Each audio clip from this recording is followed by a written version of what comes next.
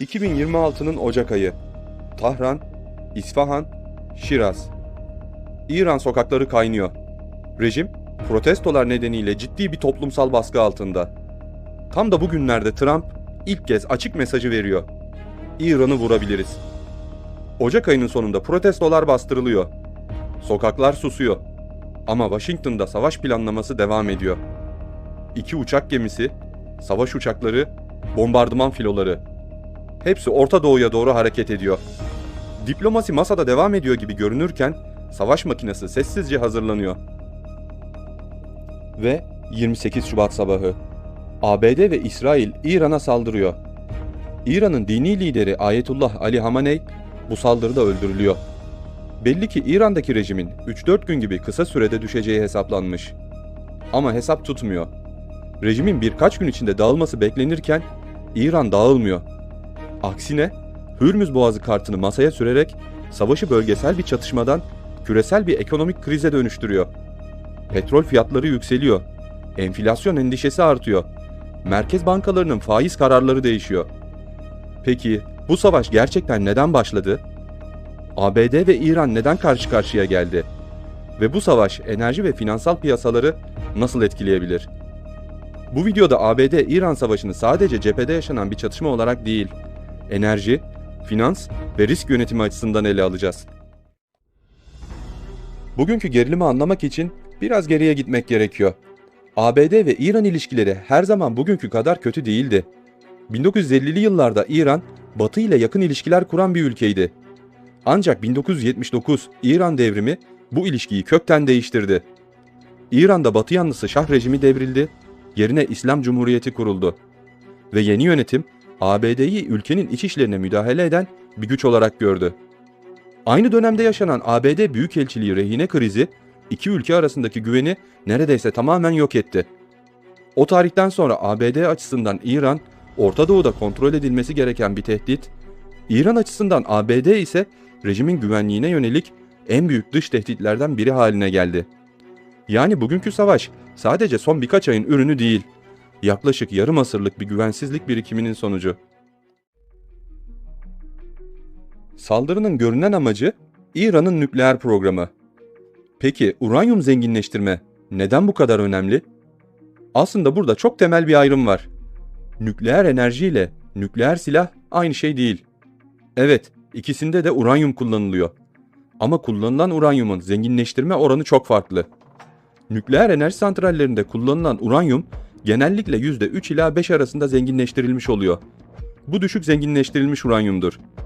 Ama silah seviyesinde uranyum denildiğinde genellikle %90 civarında zenginleştirilmiş uranyumdan bahsedilir. İşte bütün kriz de burada başlıyor. Çünkü bir ülke uranyumu %5 seviyesinde zenginleştiriyorsa bunu enerji üretimiyle açıklayabilir. %20 seviyesine kadar geldiğinde de hala bazı tıbbi amaçları öne sürebilir.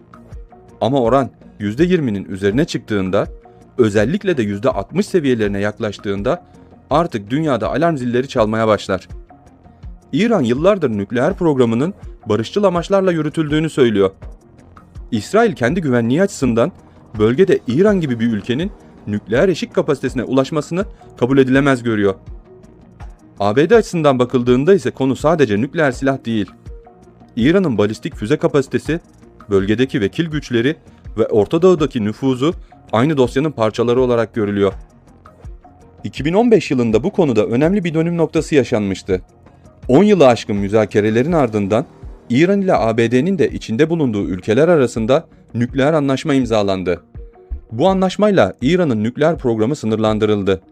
Karşılığında da İran'a uygulanan bazı ekonomik yaptırımlar kaldırıldı. İran, petrolünü uluslararası piyasalarda daha rahat satabilir hale geldi. Ama bu süreç uzun sürmedi. Donald Trump ilk başkanlık döneminde bu anlaşmadan çekildi.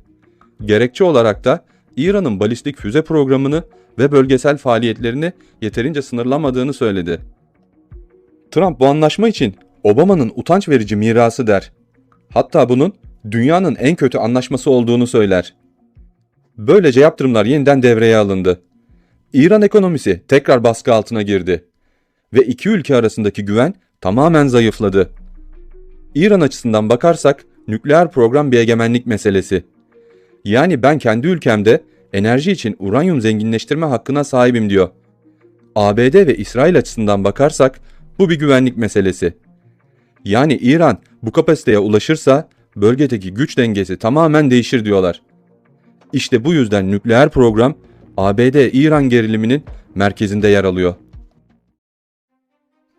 Bu denklemin içinde İsrail'i ayrı bir başlık olarak değerlendirmek gerekiyor.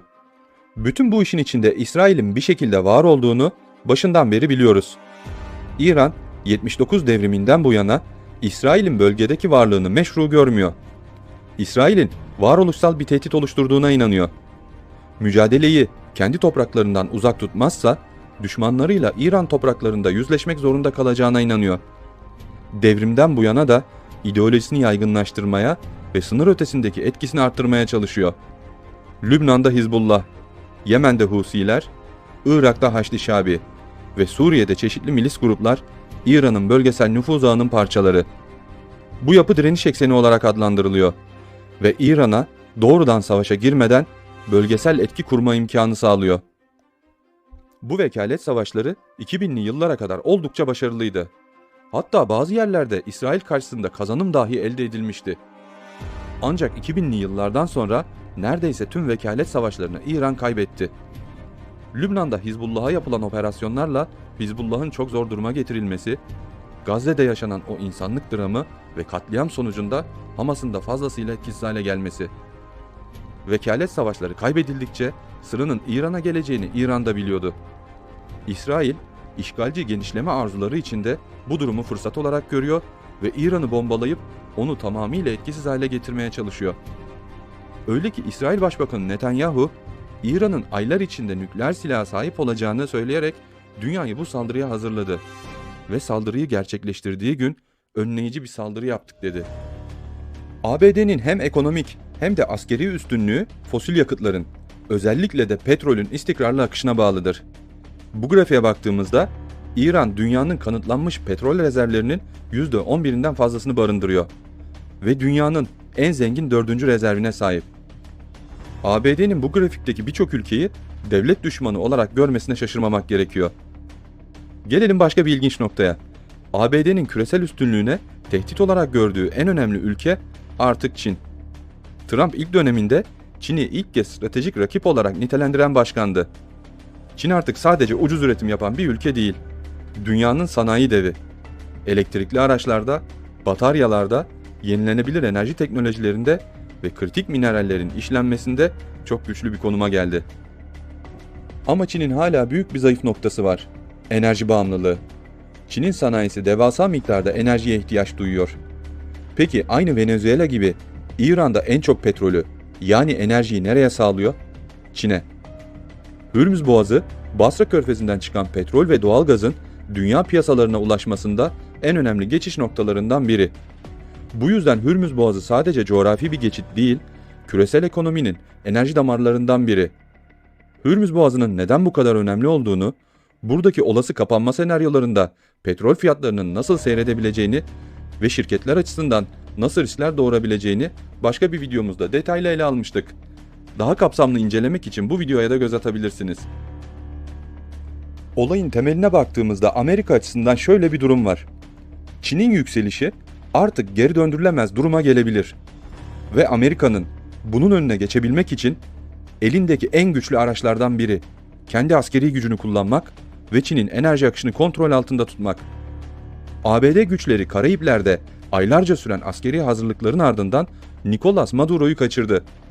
Amerikan petrol şirketleri Venezuela petrolünde istediği gibi at koşturabilecekler. Ve Trump şimdi bu bölgeyi de kontrol altında tutmak istiyor. Petrol bu savaşın tek nedeni değil. Ama savaşın ekonomik ve jeopolitik arka planındaki en kritik güç unsurlarından biri. Mesele sadece İran petrolüne el koymak değil. Enerji akışını, petrol fiyatlarını, Çin'in enerji tedariğini, petrodolar düzenini ve küresel güç dengesini kontrol etmek. 28 Şubat Cumartesi günü ABD ve İsrail İran'a saldırdığında altının ons fiyatı $5275 seviyesindeydi. 4 aydır savaş devam ediyor. Ama altın yükselmek bir yana neredeyse %25 değer kaybetti. Peki savaş dönemlerinde akla ilk gelen yatırım aracı olan kriz dönemlerinde güvenli liman olarak görülen altın neden düşüyor? Burada birinci sebep petrol fiyatlarındaki artış. 70 dolar seviyelerinde olan Brent petrol fiyatı bu süreçte 115 dolar seviyelerine kadar yükseldi. Petrol fiyatlarındaki her artış doğrudan maliyetlere yansır. Bu etkinin ilk hissedildiği yer akaryakıt fiyatlarıdır. Benzin ve motorin fiyatları artar, nakliye maliyetleri yükselir. Nakliye arttığında ise sadece yakıt değil, her şey pahalanır. Çünkü üretimden taşımaya, ambalajdan lojistiğe kadar birçok maliyet petrol fiyatlarına bağlıdır. Genel fiyat seviyesindeki bu artışa enflasyon diyoruz. Petrol fiyatlarının bu seviyelerde kalması tüm dünya için ciddi bir enflasyon riski anlamına gelir. Peki merkez bankaları enflasyonla genelde nasıl mücadele eder? Faiz arttırarak. İşte burada altının düşmesinin ilk sebebine geliyoruz. Eğer piyasa faizlerin artacağını ya da uzun süre yüksek kalacağını düşünüyorsa dolara dönmek altına göre daha cazip hale gelir. Bu durumda yatırımcılar altınlarını satıp dolara geçer. Piyasalarda altın satıldıkça fiyatı düşer. Satılan altınlarla dolar alınmaya devam edildikçe de dolar güçlenir. 2022'de Ukrayna-Rusya savaşında da benzer bir durum yaşandı. Başta piyasalar Avrupa güvenliği açısından savaşı sistemik bir kriz olarak değerlendirdi. Altın klasik güvenli liman tepkisi verdi ve bir miktar yükseldi. Ancak 1-2 ay içinde petrol fiyatları sert yükseldi. ABD'de enflasyon %9'lara çıkarak 40 yılın zirvesini gördü. Fed bunun sonucunda faiz arttırımlarına başladı. Dolar güçlendi ve altın sert baskı altında kaldı. Altının değer kaybetmesinin ikinci sebebi ise petrolün dolar ile fiyatlanması. Petrol fiyatı yükseldiğinde ülkeler aynı miktarda petrol almak için daha fazla dolara ihtiyaç duyar. Yani petrol 70 dolardan 115 dolara çıktığında petrol ithal eden ülkelerin dolar ihtiyacı da ciddi şekilde artar. Bu da küresel ölçekte dolara olan talebi arttırır. Bir de işin rezerv tarafı var. Türkiye gibi enerjide dışa bağımlı ülkeler petrol fiyatı yükseldiğinde daha fazla dövize ihtiyaç duyar. Bu dövizi bulmak için ya borçlanır ya da rezerv varlıklarını kullanırlar. Bu rezerv varlıkların içinde altın da vardır. Yani petrol fiyatı arttığında sadece dolar talebi yükselmez.